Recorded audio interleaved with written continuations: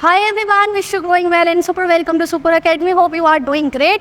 तो हमने last lecture में क्या कंप्लीट किया था, संविधान की विशेषताएं हमने एक भाग कंप्लीट कर लिया था क्योंकि एक बड़ा चैप्टर है तो दो पार्ट में हम इसको कंप्लीट करेंगे।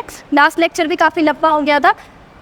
तो silent feature of Indian constitution में हमने आपको 7 इसके फीचर्स कंप्लीट करा दिए थे। 7 विशेषताएं डिटेलिंग में हमने अच्छे से पढ़ी थी। ऑलमोस्ट जो इम्पॉर्टेंट विशेषताएं थी वो मैंने उसी में कंप्लीट करा दी थी आपको। ये अब जो थोड़ी बहुत विशेषताएं बचती हैं, 15 से 20 मिनट का हमारा लेक्चर होगा, इसमें आपकी ये विशेषताएं कंप्लीट हो जाएंगी। क्लियर?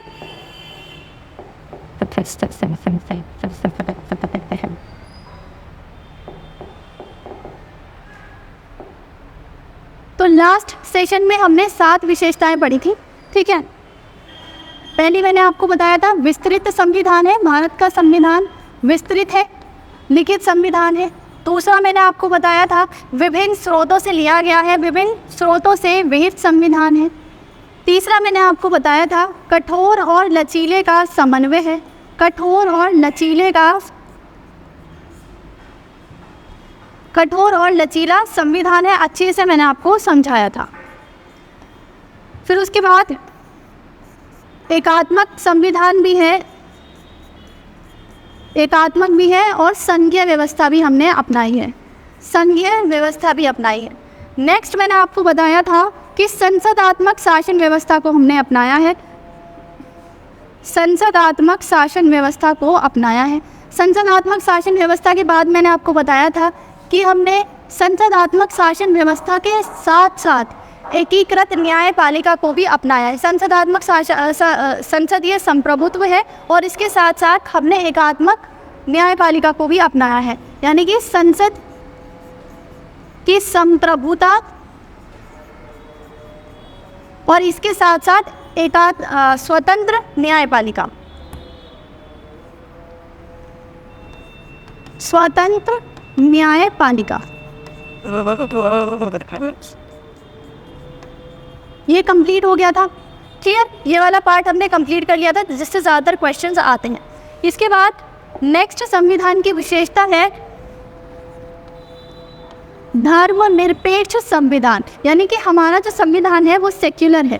कैसा है? धर्मनिरपेक्ष, धर्मनिरपेक्ष, धर्मनिरपेक्ष संविधान है, यानी कि हमारा संविधान सेक्युलर है। पहले तो आपको समझना पड़ेगा कि धर्मनिरपेक्षता का मतलब क्या होता है। धर्मनिरपेक्षता का मतलब है संविधान द्वारा राज्य के धर्म के रूप में, यानी सरकार के या इंडिया के धर्म के रूप में किसी भी धर्म को मान्यता नहीं दी गई है। ये क्या कहलाता है? धर्मनिरपेक्षता। तो हमारे संविधान कैसा है? हमारा संविधान धर्मनिरपेक्ष है, यानी हम सभी धर्मों को, सभी संस्कृतियों को समान अधिकार दिए गए हैं। इसलिए भारतीय संविधान क्या है? धर्मनिरपेक्ष है। क्लियर? तो आपको धर्मनिरपेक्षता का मतलब समझ में आया कि सरकार के धर्म के तौर पर या राज्य के धर्म के तौर पर, भारत के धर्म के तौर पर किसी भी धर्म को मान्यता नहीं दी गई है। सर्व धर्म सम्मान की भावना को यहाँ अपनाया गया है, इसलिए भारतीय संविधान क्या है? धर्मनिरपेक्ष। क्लियर? ये तो हो गया इसका अर्थ। दूसरा आपको ध्यान रखना है, धर्मनिरपेक्ष शब्द को संविधान में इंक्लूड नहीं किया गया था, ठीक है। धर्मनिरपेक्ष इस शब्द को इस्तेमाल नहीं किया गया था, इसको प्रस्तावना में जोड़ा गया 42वें संविधान संशोधन द्वारा 1976 में, ठीक है। 42वें संविधान संशोधन द्वारा इसको जोड़ा गया 1976 में। क्लियर? तो मूल रूप से संविधान में ये शब्द नहीं था, इसको प्रस्तावना में जोड़ा गया। अर्थ मैंने आपको बता दिया। अब एग्जाम्पल, अब इससे पूछे जाते हैं, जो आपसे क्वेश्चन पूछा जाएगा कि भारतीय धर्मनिरपेक्षता का उल्लेख संविधान में नहीं किया गया है, फिर भी संविधान भारतीय संविधान जो है वो धर्मनिरपेक्ष है, तो किस आधारों पर आप कह सकते हैं कि भारतीय संविधान धर्मनिरपेक्षता को प्रमोट करता हो? तो भारतीय संविधान में जो आर्टिकल्स दिए गए हैं, भारतीय संविधान में जो प्रावधान दिए गए हैं, उनके आधार पर भारतीय संविधान क्या है? धर्मनिरपेक्ष। अब कौन कौन से ऐसे आर्टिकल्स हैं तो भारत में धर्मनिरपेक्षता को प्रमोट करते हैं? पहला आर्टिकल नंबर 16,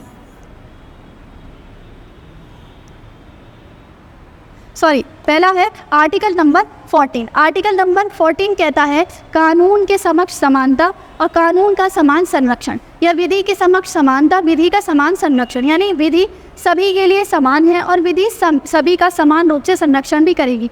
किसी के साथ भी धर्म के आधार पर, वंश के आधार पर, जाति के आधार पर, जन्म स्थान के आधार पर भेदभाव नहीं किया जाएगा। तो यहाँ पर धर्म आ गया ना, कि धर्म के आधार पर कानून या विधि में भेदभाव नहीं किया जाएगा, इसीलिए आर्टिकल 14 धर्मनिरपेक्षता को प्रमोट करता है। क्लियर। नेक्स्ट आता है आर्टिकल नंबर 15। आर्टिकल नंबर 15 में क्लियरली मेंशन है जन्म स्थान, मूल वंश, धर्म, जाति के आधार पर किसी भी व्यक्ति के साथ भेदभाव नहीं किया जाएगा। तो यहाँ पर धर्म अपने आप इंक्लूड हो जाता है, तो ये धर्मनिरपेक्षता को प्रमोट करता है। इसके साथ साथ आर्टिकल नंबर 16 कहता है लोक नियोजन के विषय में अवसर की समानता, यानी कि सरकारी नौकरियों में सभी नागरिकों को, सभी भारतीय नागरिकों को समान अवसर दिए जाएंगे। किसी भी व्यक्ति के साथ अगेन धर्म, मूल वंश, जाति के आधार पर भेदभाव नहीं किया जाएगा।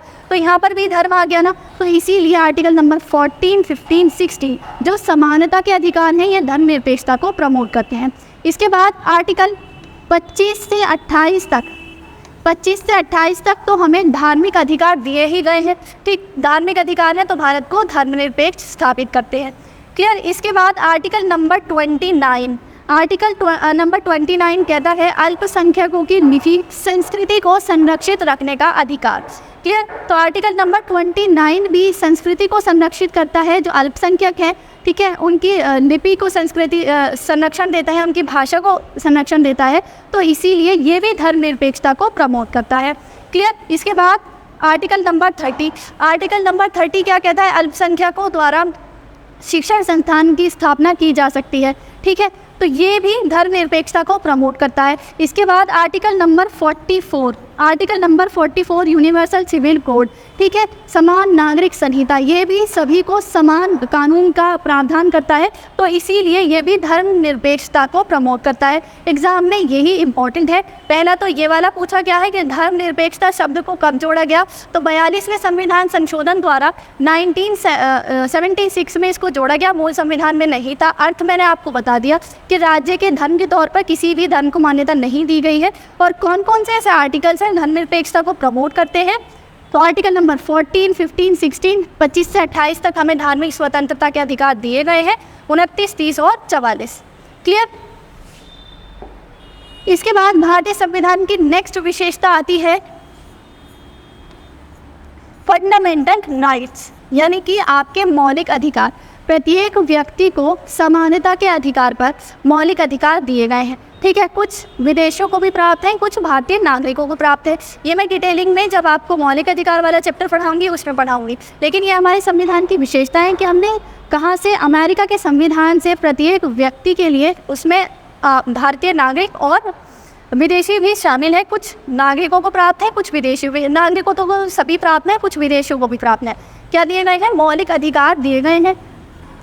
12 से 35 तक आपको फंडामेंटल राइट दिए गए हैं। और मौलिक अधिकार आपके इतने स्ट्रॉन्ग है कि जो कानून है, संसद भी इनको वायलेट नहीं कर सकती। अगर संसद इसको वायलेट करती है या कानूनों का उल्लंघन करती है तो क्या सुप्रीम कोर्ट को इनका संरक्षक बनाया गया है, गार्जियन बनाया गया है, या कोई भी कानून, विधि, नियम ऐसा बनता है संसद के द्वारा या राज्य विधानसभा द्वारा जो किसी भी व्यक्ति के मौलिक अधिकारों का उल्लंघन करता है, तो सुप्रीम कोर्ट उसको शून्य घोषित कर देगी आर्टिकल 32 के तहत, यानी आर्टिकल 13 के तहत।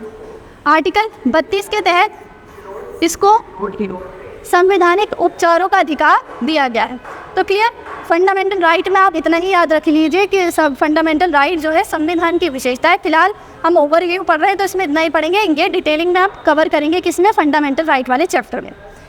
इसके बाद अगली विशेषता क्या आती है, directive principle of state policy, राज्य की नीति निर्देशक तत्व। राज्य के नीति निर्देशक तत्व जो भाग 4 में, ये भाग 3 में दिए गए हैं। ठीक है, भाग 3 में 12 से 35 तक हमें मौलिक अधिकार दिए गए हैं। फिर उसके बाद भाग 4 में 36 से 51, आर्टिकल 36 से 51 तक हमें क्या दिया गया है, directive principle of state policy, राज्य के नीति निर्देशक तत्व। राज्य के नीति निर्देशक तत्व क्या होते हैं, राज्य के नीति निर्देशक तत्वों का मतलब है राज्य जब भी कानून बनाएगा, नियम बनाएगा, इन तत्वों को ध्यान में रखेगा। ठीक है, ये न्यायपालिका द्वारा परिवर्तनीय नहीं है, यानी न्यायपालिका इनको लागू नहीं कर सकता है। क्लियर? ये न्यायिक परिवर्तनीय है, मैं आपको समझाऊंगी जब ये चैप्टर पढ़ाऊंगी। यानी सुप्रीम कोर्ट इनको लागू कर सकता है, सुप्रीम कोर्ट को इनका गार्जियन बनाया गया है। जब भी मौलिक अधिकारों का उल्लंघन होगा सुप्रीम कोर्ट एक्शन देगा। लेकिन अगर राज्य directive principle of state policy के अनुसार अपने नियम कानून नहीं बनाता है तो सुप्रीम कोर्ट उसमें हस्तक्षेप नहीं करेगा। यही अंतर है directive principle of state policy में। ये भी आपका अलग से चैप्टर है, इसको भी हम वहाँ से कंप्लीट करेंगे। अभी आप ध्यान रखिए कि संविधान की विशेषताओं में इन्हें भी शामिल किया जाता है। इसके बाद नेक्स्ट आपकी विशेषता आती है मौलिक कर्तव्य। मौलिक कर्तव्य अगेन ये हमारे मूल संविधान में नहीं थे, इनको स्वर्ण सिंह समिति की सिफारिश पर शामिल किया गया। ठीक है, हमारे 11 मौलिक कर्तव्य है। ठीक है, फंडामेंटल ड्यूटीज़ है जो कहाँ दिए गए हैं, भाग 4 में आर्टिकल 51A में दिए गए हैं। गांधी जी का एक प्रसिद्ध कोट है, कथन है कि हम अपने अधिकारों का सर्वप्रथम प्रयोग या सर्वोत्तम प्रयोग तभी कर सकते हैं जब हमें मौलिक कर्तव्य याद हो। उन्हीं के दर्शन को ध्यान में रखते हुए स्वर्ण सिंह समिति की सिफारिश पर संविधान में मौलिक कर्तव्यों को शामिल किया गया। इसको भी अलग से हम चैप्टर में पढ़ेंगे। इसके बाद नेक्स्ट आती है आपकी जो इम्पोर्टेंट है त्रिस्तरीय सरकार।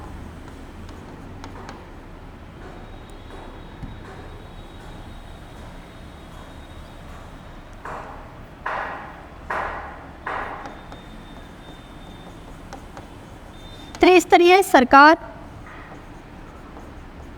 त्रिस्तरीय सरकार का मतलब यह है कि जो हमारा सरकार है उसको कितने भागों में बांटा जा सकता है। पहला तो संघ सरकार, ठीक है, फिर राज्य सरकार, फिर तीसरी आती है स्थानीय सरकार यानी लोकल गवर्नमेंट। स्थानीय सरकार, स्थानीय सरकार में कौन कौन सी आती है, पंचायत जो ग्रामीण इलाकों में काम करती है। ये मोस्ट इम्पॉर्टेंट चैप्टर है, इसको हम अच्छे से पढ़ेंगे, डिटेलिंग में पढ़ेंगे। ठीक है, पंचायत और नगर पालिका।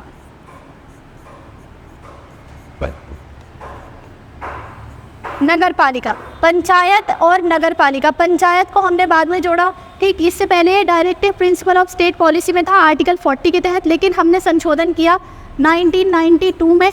1992 में कौन सा 73वां संविधान संशोधन किया, 73वां संविधान संशोधन किया।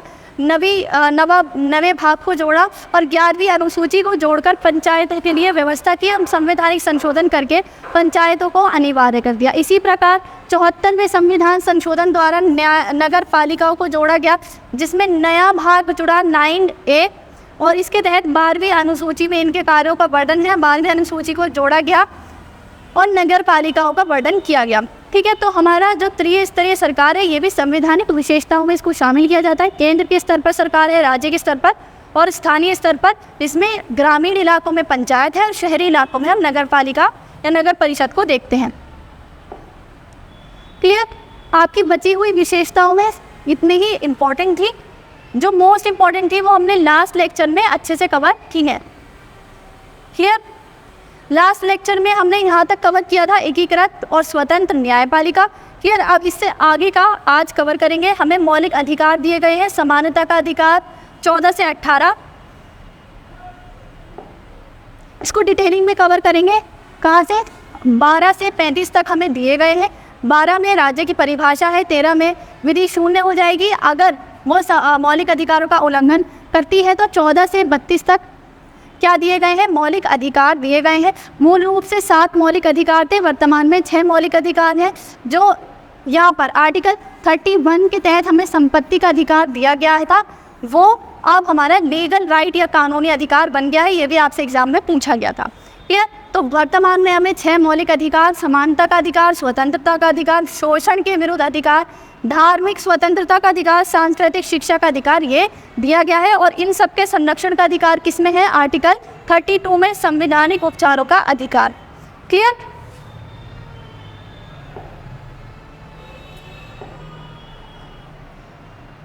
मौलिक अधिकारों का उद्देश्य क्यों शामिल किया गया? राजनैतिक लोकतंत्र की भावना को प्रेरित करने के लिए। राजनैतिक लोकतंत्र की भावना को प्रेरित करने का मतलब यानी कि राज्य किसी भी नागरिक के अधिकारों का उल्लंघन ना करे, सत्ता इतनी शक्तिशाली ना हो जाए कि वो लोगों का ध्यान ना रखे। इसीलिए राजनीतिक लोकतंत्र को प्रभावी बनाने के लिए, सत्ता पर अंकुश लगाने के लिए क्या बनाए गए हैं? अधिकार बनाए गए हैं कि कोई भी सरकार ऐसे नियम कानून नहीं बनाएगी जो किसी व्यक्ति के अधिकारों के विरुद्ध हो। क्लियर है? ये कार्यपालिका और विधायिका के मनमाने कानूनों पर निरोधक की तरह काम करते हैं। किस तरह निरोधक की तरह काम करते हैं?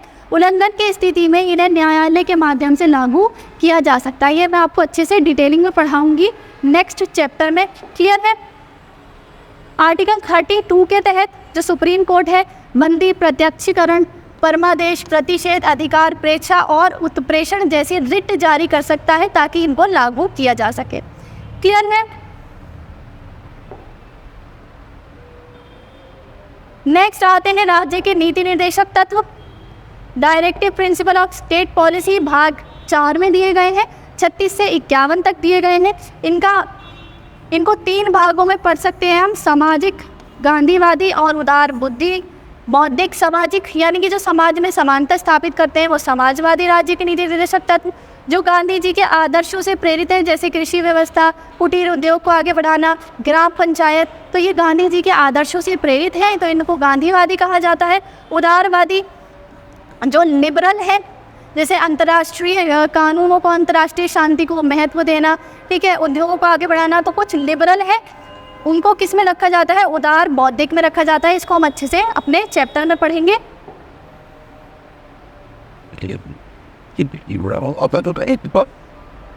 नेक्स्ट आते हैं आपके मौलिक कर्तव्य। मौलिक कर्तव्यों को 42वें संविधान संशोधन द्वारा, मैंने आपको बताया, स्वर्ण सिंह समिति की सिफारिश पर जोड़ा गया। ठीक है, 42वें संविधान संशोधन द्वारा 1976 में इनको आंतरिक आपातकाल के दौरान जोड़ा गया। एक लास्ट ये पूछा जाता है, शिक्षा संबंधी मौलिक कर्तव्य हमने जोड़ा है कि प्रत्येक अभिभावक यानी गार्जियन का ये कर्तव्य है कि वो अपने 6 से 14 साल के बच्चे को अनिवार्य शिक्षा या बेसिक एजुकेशन दिलाए। ये कब जोड़ा हमने? 86वें संविधान संशोधन द्वारा 2002 में, जो हमारा 11वां मौलिक कर्तव्य बन के हमारे सामने आता है। क्लियर है? भाग 4A में जोड़े गए हैं, 51K में हमारे मौलिक अधिकार, मौलिक कर्तव्य दिए गए हैं। यहाँ से ये इम्पोर्टेंट है, इसको पढ़ेंगे। जो मैंने आपको बताया, धर्मनिरपेक्ष राज्य है भारत। क्या है? भारत एक धर्मनिरपेक्ष राज्य है। भारत का संविधान कैसा है? धर्मनिरपेक्ष है। इसीलिए क्योंकि किसी विशेष धर्म को भारत के धर्म के तौर पर मान्यता नहीं दी गई है। संविधान में निम्नलिखित प्रावधान हैं जो धर्मनिरपेक्ष लक्षण को दर्शाते हैं। पहला मैंने आपको बताया, वर्ष 1976 में 1976 में 42वें संविधान संशोधन द्वारा संविधान की प्रस्तावना में धर्मनिरपेक्ष शब्द को जोड़ा गया। इसका मतलब क्या है? प्रस्तावना हर भारतीय नागरिक को आस्था, पूजा अर्चना, विश्वास की स्वतंत्रता देती है और उसकी रक्षा करती है। क्लियर है? इसके बाद नेक्स्ट कौन कौन से आर्टिकल धर्मनिरपेक्षता को प्रमोट करते हैं? आर्टिकल नंबर 14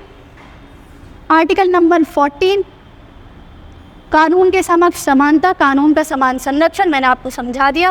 फिर उसके बाद आर्टिकल नंबर 15 धर्म के आधार पर किसी व्यक्ति के साथ भेदभाव नहीं किया जाएगा। आर्टिकल नंबर 15 सार्वजनिक सेवाओं में सभी नागरिकों को समान अधिकार या लोक नियोजन के विषय में अवसर की समानता। आर्टिकल नंबर 16 धर्मनिरपेक्षता को प्रमोट करता है।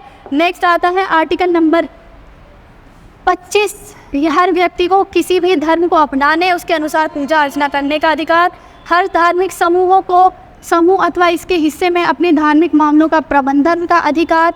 Article number 26। आर्टिकल नंबर 27 कहता है कोई भी व्यक्ति किसी धर्म विशेष के प्रचार प्रसार के लिए कर देने के लिए बाध्य नहीं होगा। और आर्टिकल नंबर 28 कहता है किसी भी सरकारी शिक्षण संस्थान में किसी भी प्रकार के धार्मिक निर्देश नहीं दिए जाएंगे। क्लियर? तो 25 से 28 तक तो हमें क्लियर कट क्या मिले हुए हैं? धार्मिक स्वतंत्रता के अधिकार। इसलिए तो ये स्वतः धार्मिक स्वतंत्रता को या धर्मनिरपेक्षता को प्रमोट करते हैं। ये जो आपके धार्मिक स्वतंत्रता से अलग पूछे गए हैं, जैसे कि 14, 15, 16, आर्टिकल नंबर 29, 30 और आर्टिकल नंबर 44, ये इंपॉर्टेंट है। एग्जाम में इन्हीं से क्वेश्चन पूछे जाते हैं, तो आप उनको ध्यान में रखेंगे। नागरिकों को किसी भी वर्ग में अपनी भाषा, लिपि और संस्कृति को संरक्षित करने का अधिकार, ये धर्मनिरपेक्षता को आगे बढ़ाता है। क्योंकि कई बार ये लिखा हुआ आ जाएगा स्टेटमेंट कि निम्नलिखित में से आर्टिकल नंबर 29 जिसमें भाषा, लिपि और संस्कृति को संरक्षित करने का अधिकार दिया गया है, क्या यह भारत में धर्मनिरपेक्षता को स्थापित करता है? तो आपका आंसर होगा यस, करता है। ये अल्पसंख्यकों को अपनी पसंद के शिक्षण संस्थानों को स्थापित करने का अधिकार। और आर्टिकल नंबर 44 सभी राज्य नागरिकों के लिए समान नागरिक संहिता। क्लियर? इसके बाद सार्वभौमिक वयस्क मताधिकार, यूनिवर्सल अडल्ट फ्रेंचाइज, यानी प्रत्येक नागरिक जो भारत का नागरिक है, 18 वर्ष की आयु है या इसको पूरी कर चुका है, तो उसको क्या होगा, वो मतदान का अधिकारी है। किसमें? तीनों में, यानी कि स्थानीय सरकार में भी दे सकता है। इसके कुछ सर्टेन नियम होते हैं, वो अलग है, लेकिन लोकसभा के निर्वाचन में और विधानसभा के निर्वाचन में आप वोटर बन जाएंगे अगर आपकी आयु 18 वर्ष या उससे अधिक है। पहले ये 21 वर्ष थी, इसको घटाकर 18 वर्ष किया गया आर्टिकल नंबर 61वें संविधान संशोधन द्वारा 1989 में। क्लियर? 61वें ये संशोधन इंपॉर्टेंट है। 61वां संविधान संशोधन राजीव गांधी जी की सरकार थी, उस टाइम पर इसको किया गया। क्लियर? 21 वर्ष से 18 वर्ष कर दी गई आयु। इसके बाद एकल नागरिकता, मैंने आपको समझाया भारत में संज्ञात्मक शासन व्यवस्था है। उसके बाद भी हमने एकल नागरिकता का प्रावधान अपनाया है जो कनाडा से लिया है, यानी कि भारत में हम सब क्या हैं, भारतीय नागरिक हैं। हमारे राज्य के तौर पर कोई हमारी नागरिकता नहीं है, यानी कि हम उत्तर प्रदेश, बिहार, उड़ीसा, मद्रास, हम हर राज्य के क्या होंगे, जहाँ भी हम रहते हैं वहाँ के निवासी होंगे और भारत के नागरिक होंगे। अमेरिका में क्या होता है, प्रत्येक नागरिक जो है वो राज्य का भी नागरिक होता है और अमेरिका का भी नागरिक होता है। लेकिन हमने क्या अपनाई है, एकल नागरिकता, जिसमें हम केवल भारत के नागरिक हैं। हम कौन है, हम सिर्फ भारतीय हैं। क्लियर? कंपैरिजन भी ध्यान में रखना है, कथन और कारण में आता है कंपैरिजन। स्टेटमेंट 1, स्टेटमेंट 2 करके इस तरह के क्वेश्चंस भी आते हैं कि एक सही है, दो सही है, दोनों सही है। तो उसमें कंपैरिजन भी ध्यान रखना है कि हमने एकल नागरिकता ली है तो उसके साथ साथ हमने क्या अपनाया है कि भारत के हम नागरिक हैं, लेकिन अमेरिका में ऐसा नहीं है। तो अमेरिका को भी ध्यान में रख के चलना है। कथन और कारण में स्टेटमेंट 1 और स्टेटमेंट 2 के क्वेश्चन बन जाते हैं। तो उसमें कुछ स्वतंत्र निकाय हैं जो संविधान के संरक्षण करते हैं, यानी कि जो संविधान द्वारा बनाए गए हैं प्रावधान उनका संरक्षण करते हैं। जैसे कि हमारा निर्वाचन आयोग है, यूपीएससी यानी यूनियन पब्लिक सर्विस कमीशन। तो इस तरह के जो कुछ कमीशंस बनाए गए हैं वो संविधान का संरक्षण करते हैं, उनको भी ध्यान में रखना है। क्लियर है?